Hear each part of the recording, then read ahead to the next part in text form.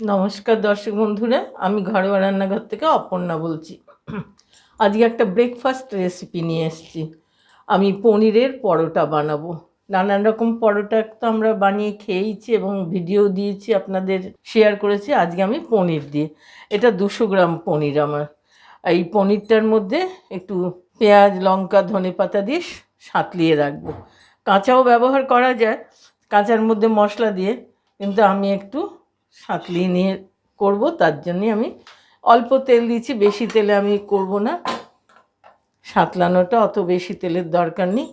প্রথমে ওতে লঙ্কা দিয়ে দিলাম, এবারে পেঁয়াজগুলো দিয়ে দিলাম, একটু সাঁতলিয়ে নিই। আমি 1 টিস্পুন এর মধ্যে জিরে দিয়ে দিলাম। যেহেতু সাঁতলিয়ে নিলে জিরের কাঁচা গন্ধ টন্ধগুলো থাকবে না। 1 টিস্পুন ধনে গুঁড়োও দিয়ে দিলাম, আর একটু গরম মশলাও দিয়ে দেবো, এর গন্ধটা ভালো লাগবে খেতে। এবার একটু চাট মশলা দিয়ে দিলাম। সব একটু সাঁতলিয়ে নিলে কাঁচা ভাবটা চলে যাবে। বেশি সাঁতলাবো না, লাল করে ভাজারও প্রশ্ন নেই, এইভাবে একটু দিয়ে নেব। মশলাটা সাঁতলানো হয়ে গেছে। এবার এর মধ্যে আমি পনিরগুলো গুঁড়ো করে রেখেছি, সেগুলো দিয়ে দিলাম।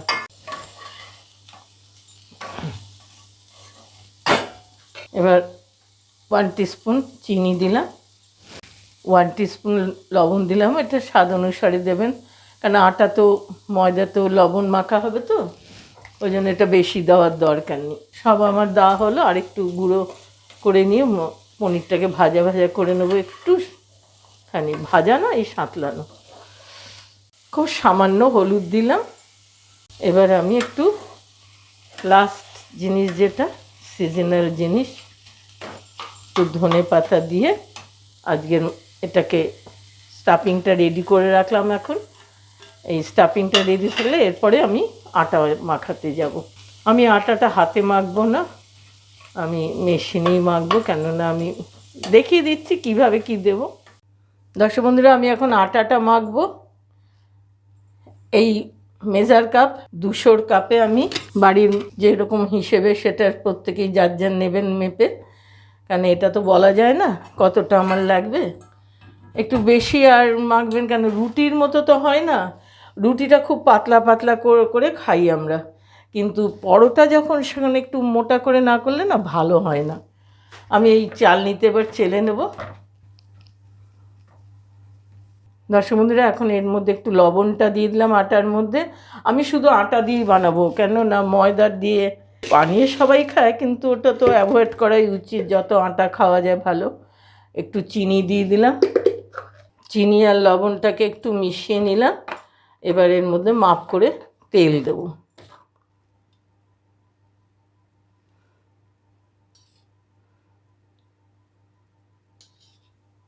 4 চামচ টেবিল স্পুন তেল দিলাম। ব্যাস, এবার সব একসঙ্গে করে মেখে নিয়ে আমি ডো মেকারে বানাবো। এটার জল দিয়ে ওটাতে বানিয়ে নিয়ে আপনাদের দেখাচ্ছি যে কীরকম ইয়েটা হবে। খুব সফট নয়, হার্ডও নয়, একটা মিডিয়াম ডো তৈরি করতে হবে। হ্যাঁ, ডোটা তৈরি হয়ে গেছে। এরকম একটা নরম নয়, আবার খুব টাইটও না, মিডিয়াম। এবার এর মধ্যে একটু তেল মাখিয়ে আমি 10-15 মিনিট মতো একটু রেস্টে রাখবো। আটাটার থেকে মাপের বল করে নিচ্ছি। এক মাপের বলগুলো করে নিয়ে তারপরে পুর ভরবো।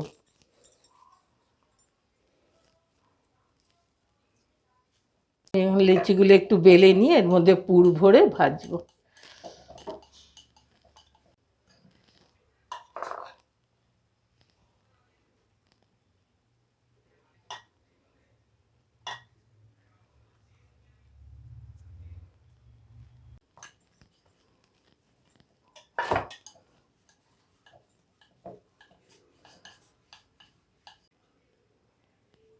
এবার এটা আমি ভাজার জন্য চাটুতে দিয়ে দিলাম।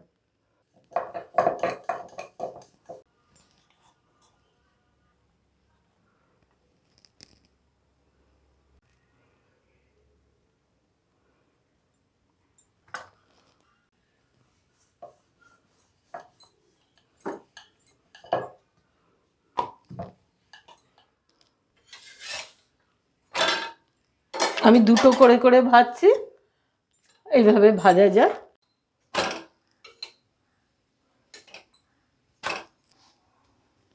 ভাজা হয়ে গেছে, এবার তেলটা দিয়ে দিচ্ছি।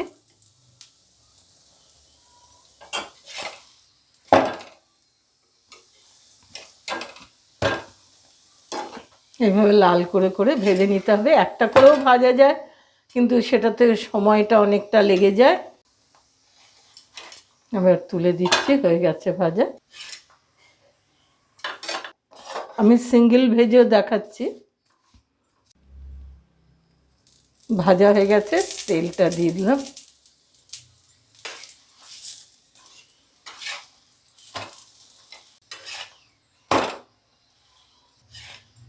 আমরা এটাও তুলে দিলাম। দর্শক বন্ধুরা, আমি আজকে পনিরের পরোটা বানিয়ে আপনাদের সঙ্গে শেয়ার করলাম। এইভাবে সকালবেলা ব্রেকফাস্টে বা ডিনারেও চলে, পরোটা বানিয়ে পনির দিয়ে খুব ভালো লাগবে খেতে। আমার যেমনভাবে বানালাম সিস্টেমটা আপনাদের দেখালাম। ভালো লাগলে লাইক করবেন, সাবস্ক্রাইব করবেন, অনেকের সাথে শেয়ার করবেন। নতুন বন্ধুরা সাবস্ক্রাইব করে বেল আইকনটা টিপতে ভুলবেন না। ভালো থাকবেন, ভালো খাবেন। আজকের মতো রাখছি, আবার নতুন রেসিপি নিয়ে আসবো।